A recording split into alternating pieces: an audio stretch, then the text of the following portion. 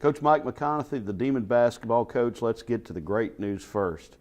Ishmael Lane, not only first team All-Southland Conference announced Monday afternoon, but the Southland Conference Defensive Player of the Year. What a great honor for a great young man. So happy for him. He really developed into an outstanding player. Always been an outstanding human being, and we're just so thankful that he was a Demon. And he had a great year. Really made a stretch that I can't remember as a coach of a player, the number of double-doubles he had. Twice he had 19 rebounds in games. Just did some really good things. You know, my only frustration is that if we could have rested him just a little bit, I still think his numbers would have been basically the same, but I felt like that the wear and tear on him wouldn't have been so great. But you know, he did a great job. I'm so thankful to have had him and look forward to him graduating in the spring, which everything's on task, and thankful for his family because they've been so supportive of Northwestern and of Ishmael. And so we're just thankful for them and just excited about that. A great honor, not one honor, but two honors. He's a guy who said that he realized what you were preaching was absolutely true. If you give 100% every play, better things will happen. As tough as it sounds, he says, I learned not to take off plays. Yeah, I think that that's one of the things that anyone, if they can ever reach the point of that, you can't take plays off. It's anybody, no one can take them off, but a guy like him, he didn't take plays off, and that's why he got 19 rebounds or 18 rebounds or 15 rebounds, because he was rebounding. He had 10 rebounds at halftime in our last contest. And I mean, he got to where he was getting it off the board and putting it on the floor, one dribble and looking up. It would have been great if those guys would have been up the floor ready to catch the ball, because he did a phenomenal job. But not taking plays off. I need to get him to make a statement about that. We need to put it on the wall in the dressing room, says, don't take plays off. Well, it's a pretty good legacy for him to leave, and certainly goes as one of the best players in school history, no doubt. Top 10 in 3 different categories, scoring, rebounding, and blocks. Now, the season as a whole, I know there was real great frustration that we didn't win Saturday, didn't get the conference tournament, but significant improvement over last year. And I know this was a team that you really enjoyed coaching and working with because they were responsive. And talk about that as a collective group. They were an unusual group in that they really locked in scouting reports and things like that. I thought they really did a great job of locking in. There again, it goes back to the improvement was really good, and we were so close in so many games, but we just couldn't get over the hump. And a lot of that had to do with the depth factor at our point guard position, and that was a struggle. I mean, we had 2 guys that were playing most of the year, only 2 point guards most of the year, because we had one, Brian White was out, played a total of 11 games, and really just 10, and then a piece of one because the first game he played. But John Norvell did an excellent job of competing hard, and then C.J.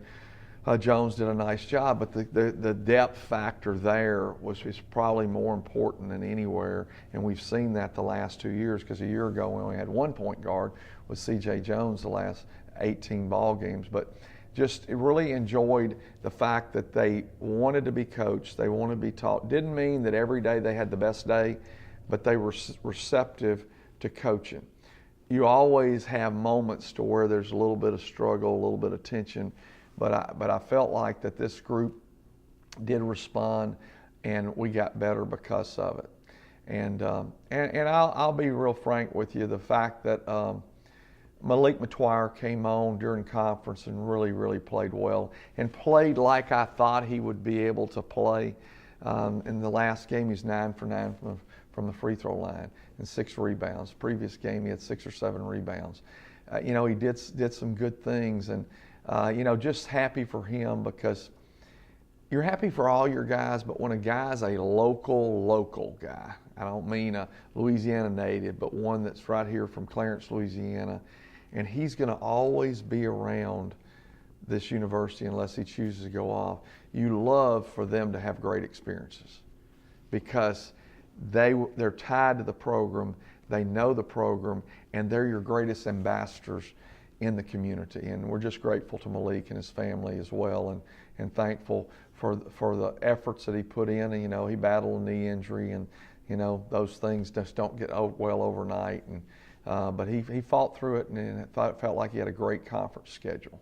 Two other seniors, DeAndre Love's career was limited because of injury. He didn't get to play, but the last third of last season, he had some really big moments in clutch situations for you in several games this year. Yeah, DeAndre was one of the more gifted players that we had on our team, and, you know, probably one of the more gifted players that I've ever coached.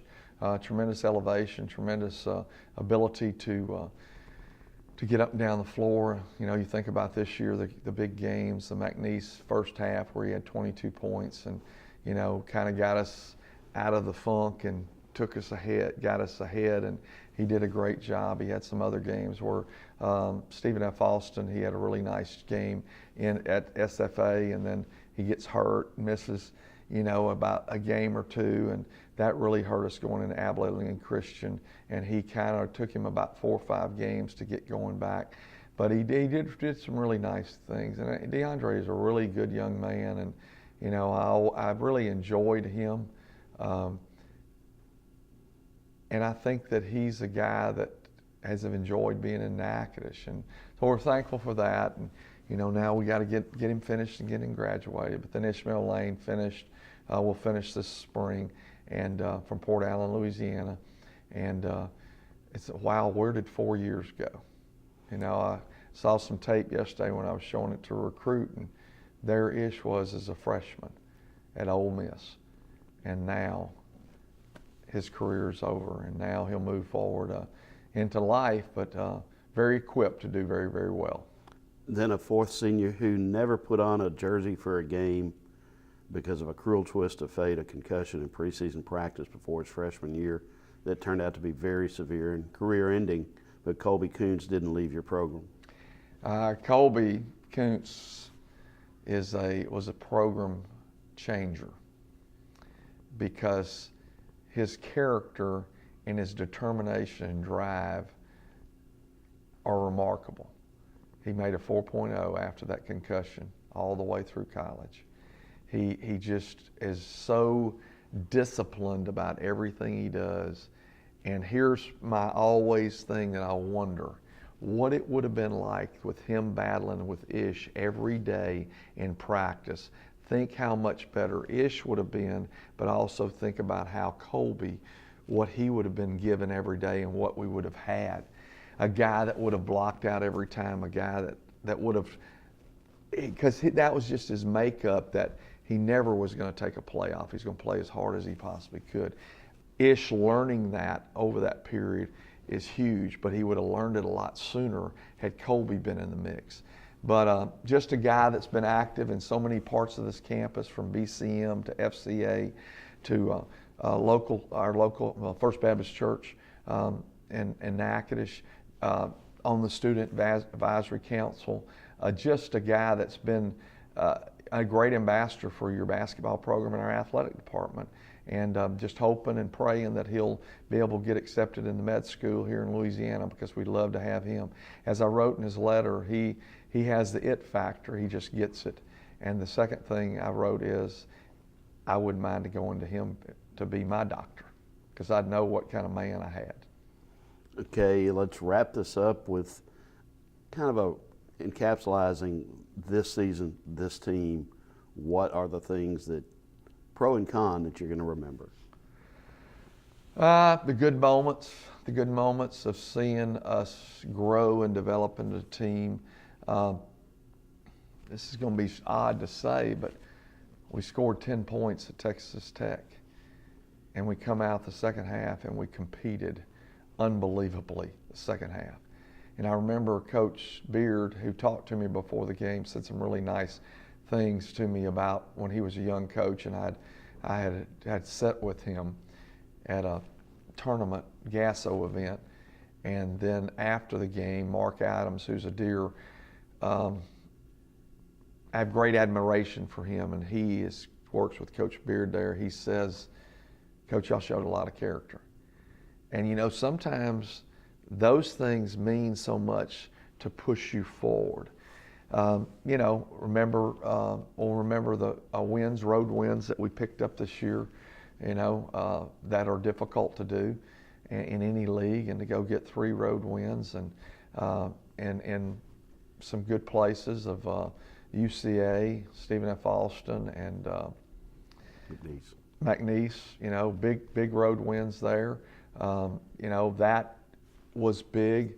Letting some get away bother me a little bit, that we should have been able to get here that we didn't, and then that goes back to depth.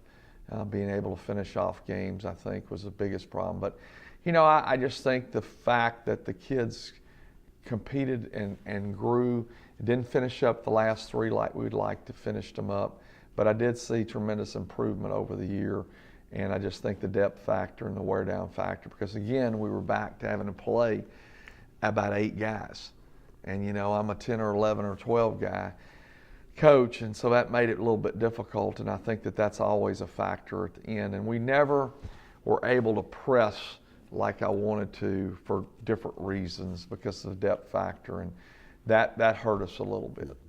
But just a great year in the fact that we made the turn. You know, we didn't change the script like Coach Barbier did a year ago from the previous year to go to the NCAA tournament. I really felt like this team was going to get in the tournament and it was going to make a run. To this day, I felt that way. And it just didn't happen. It didn't play out. But that's how much confidence I had in them.